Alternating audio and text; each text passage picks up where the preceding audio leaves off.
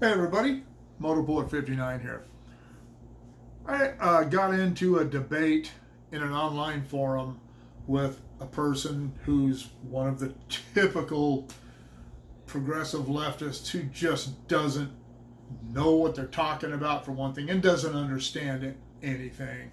Uh, he's one of these people who continues to blame President Trump for the economy being ruined over things being closed. I just don't understand how these people fail to grasp that the federal government, the president, Congress, nobody in Washington had anything to do with anything being shut down. That was a state by state decision, and some states didn't do it, but almost every Democrat state did.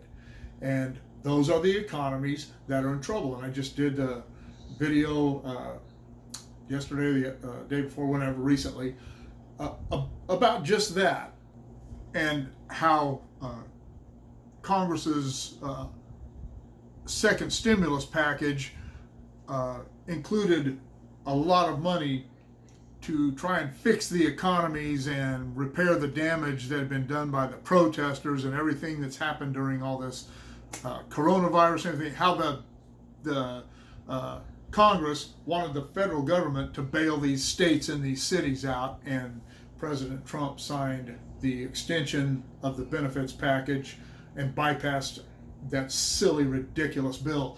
These states are at fault for their own problems. They need to fix their own problems. The Democrats learned nothing, obviously, from Katrina. Everyone blamed George W. Bush for the damage there, and it wasn't a federal problem. It was a state and local problem. New Orleans and the state of Louisiana were implicit in all the problems with Katrina. They tried to blame the National Guard and the Army Corps of Engineers, and that just wasn't the case then. It wasn't their fault. And all the federal government did was try to fix things after that happened with FEMA and all the other, we spent $1 trillion on that. And they're trying to do the same thing here, trying to make it look like it was a federal problem when it was a state problem all along. It wasn't the federal government's job to supply the states with these things they need. The states, that's why they have their own economies and their own budgets and are able to make autonomous decisions and laws, and they have their own congresses, and it's like people don't even know that exists. But these shutdowns were state things. And I live in California, as most of you know, and we're still essentially, we can't go to restaurants. There are many things that we can't do. They can still have protests. If they wanted to have a protest somewhere and it had 10,000 people, that'd be okay. But not that I go to bars, but if I wanted to go to a bar, I couldn't. I can't go to a restaurant.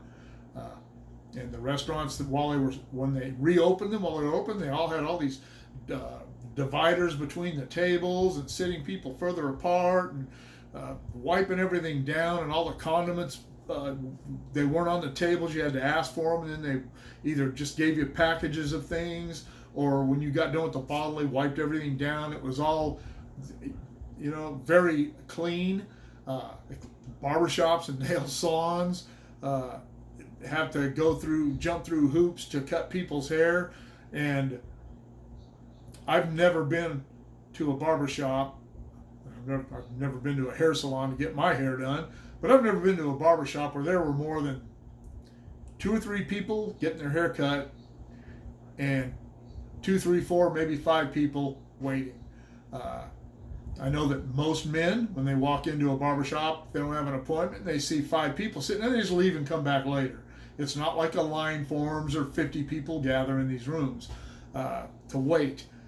But nevertheless, they shut all that stuff down, but the Walmarts and the Wincos and all the stores are still open. They're not limiting the number of people who can be. I mean, I haven't seen any overcrowding in any of these stores, so I'm not complaining about it. I'm just saying it doesn't make sense.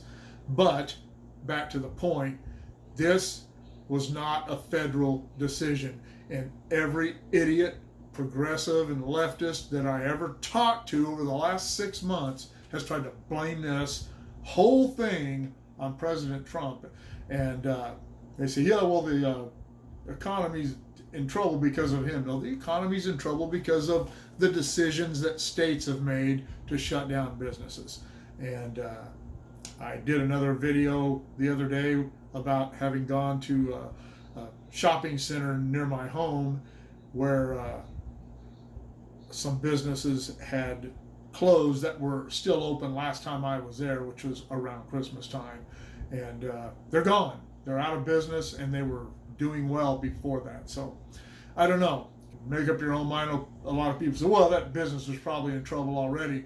That argument doesn't wash with people who died of COPD but had COVID-19.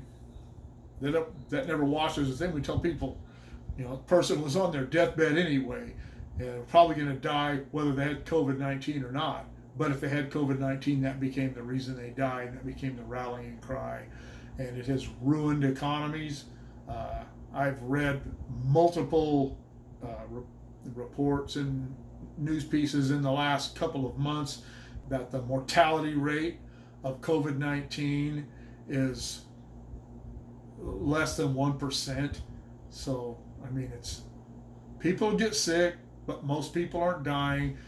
I've done another thing about how the testing went up, so obviously positive results will go up. I've now known 3-4 people now who have had COVID-19. They're all either recovered or recovering and never got that sick.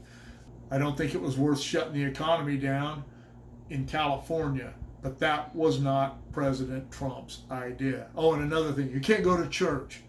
You can protest, you can go to Walmart, but you can't go to church. You can't get your hair cut.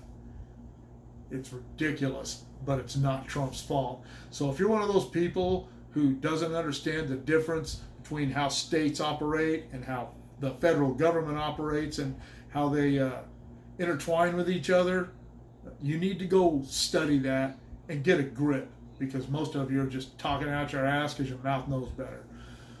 I don't know. Let me know what you think. Comments below. Shoot me an email at motorpoet59@gmail.com.